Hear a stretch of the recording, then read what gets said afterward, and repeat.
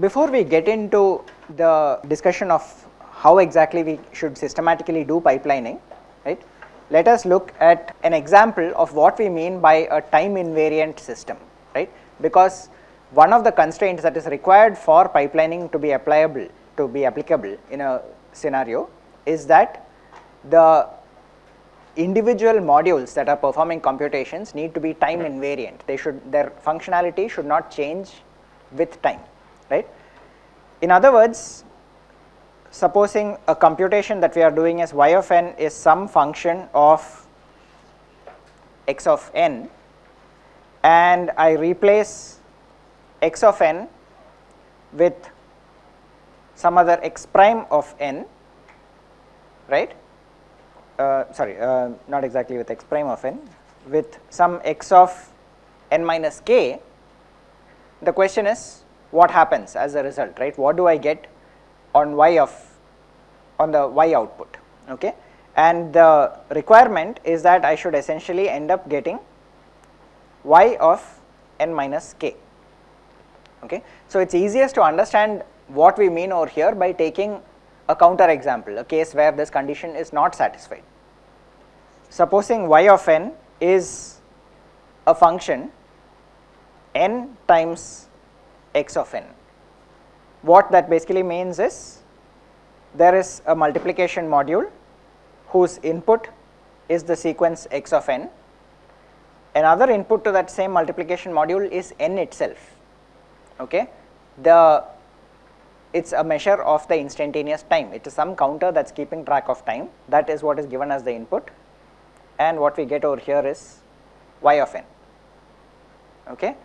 Now if I replace x of n by x of n minus 1, right, what I am actually effectively saying over here is that this input to the multiplier, right, is going to be replaced by a delayed version. I have x of n, and over here I have x of n minus 1, but otherwise the multiplier, the other input remains the same, it is n, that does not change to n minus 1, because I have inserted a delay only on the branch involving x of n. These two are clearly not the same, okay?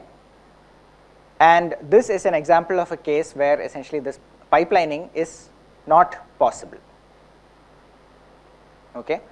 In other words, this n times x of n is one particular example of something which is not time invariant. The value of n itself is used as one of the inputs to the multiplier, as the coefficient over there, okay, which means that as time goes on, the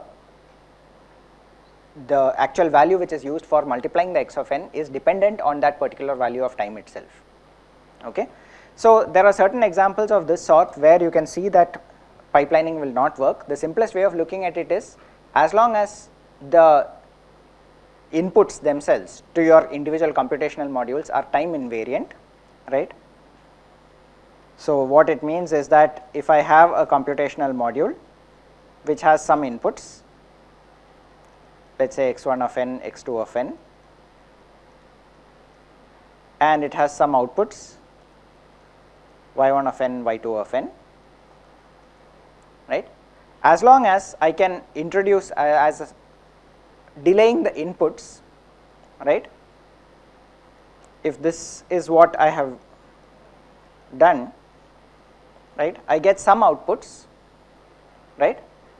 In this case, as long as what I am going to get is y1 of n minus 1 and y2 of n minus 1, then this is essentially an acceptable transformation.